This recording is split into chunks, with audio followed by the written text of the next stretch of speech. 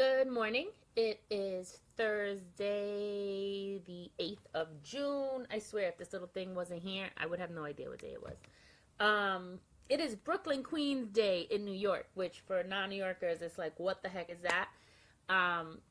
We've been celebrating it at least for the last 37 years because I'm 37 and I remember having Brooklyn Queens Day back in the day. But it's a day where teachers have some kind of professional development and the kids in Brooklyn and Queens get the day off. I don't know why. I'm sure there's a history behind it. I don't know. But don't hate. Brooklyn is awesome. I'm coming to you early this morning because I'm up early, believe it or not, despite the day off.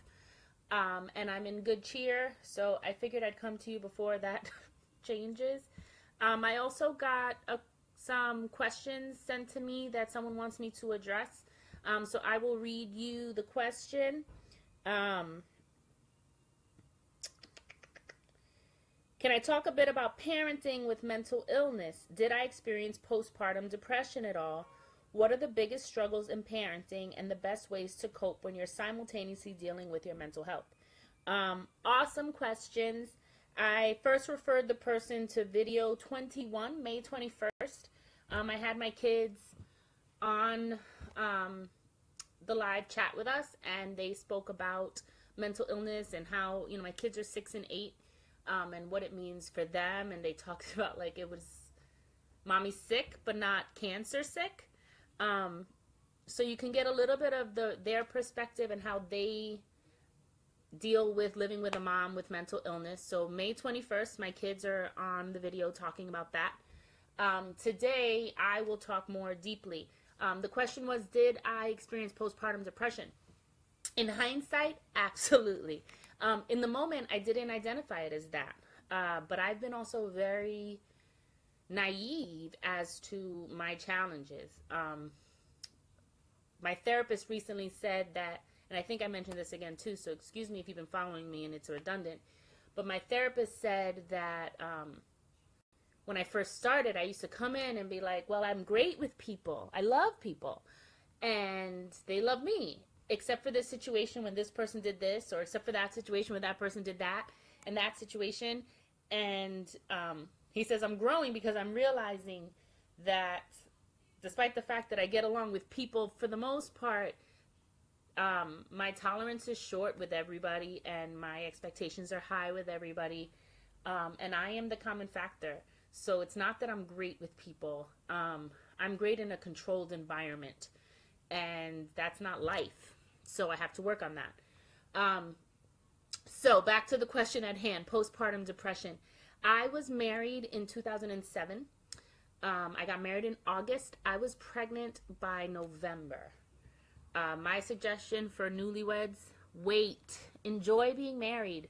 I came into the marriage as a stepmom, so I already had a 7-year-old stepson living in our house.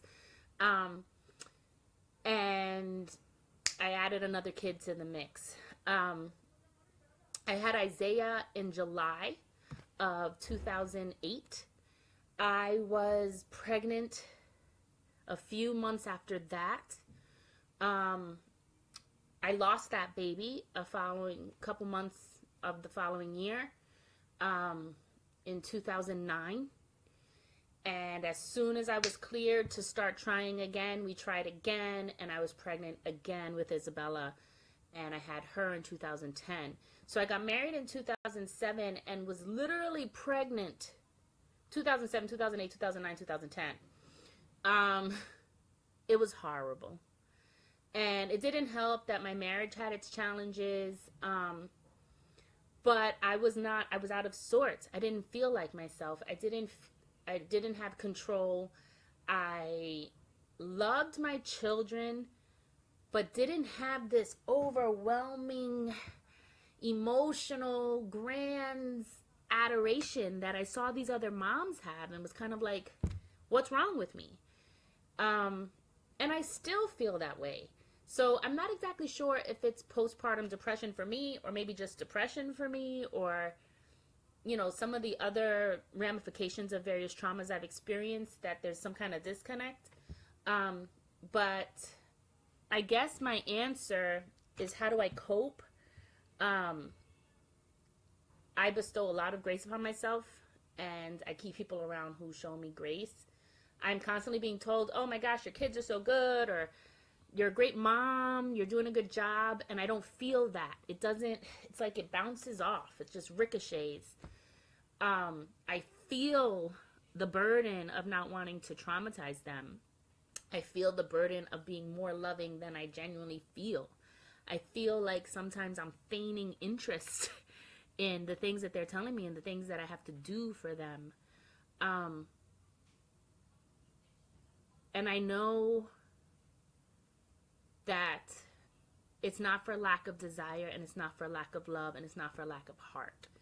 And I think moms put themselves through this guilty thing where it's like, oh my God, I'm not a good mom. And I've had so many friends be like, the fact that you even care makes you a good mom.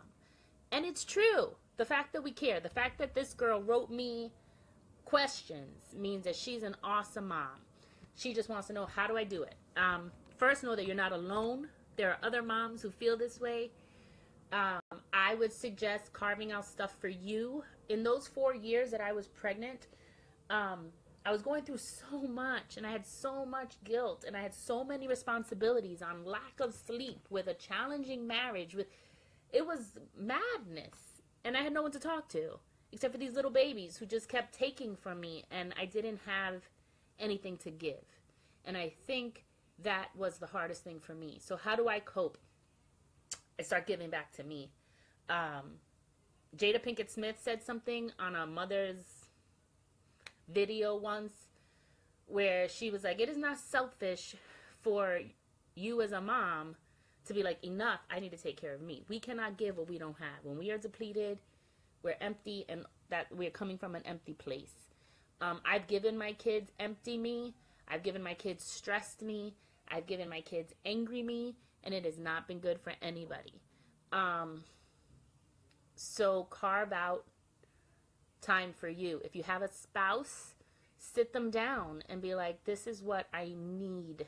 Figure out what makes you feel peaceful. And you don't get, I mean, you're a mom, you're running your home, you're running your job, you're running your kids, you're doing a lot. So it might not look like a day at the spa. I wish, we all wish, right?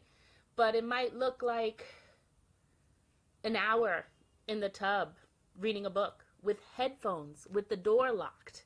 I mean, I'd love an hour in the bathroom with the door locked, just to kind of feel like myself again. I think I'm talking a little bit too much. I hope I answered your question. I'm a big proponent of therapy. I'm a big proponent of girlfriend time. I'm a big proponent of carving out what you need. Your mental health is first. Your kids are second. And that was something that was hard for me. As a mom, I put my kids first. And my mental health waned. And then my kids started to hurt. And that's not good. So mental health first. Kids second. And they will benefit from that. I love you guys. And again, thank you for the questions. Although Mental Health Month is done, but I am here. So feel free to ask me all year. Again, I am getting Traumattire off the ground. So please share, talk about it. I more so want you to talk about people who are struggling with things and be like, what would you like in clothes? I know this girl, she's making clothes for you. Donate $1. Share the link. I don't know, do what all the young people are doing on social media. I love you guys, and I'll talk to you tomorrow.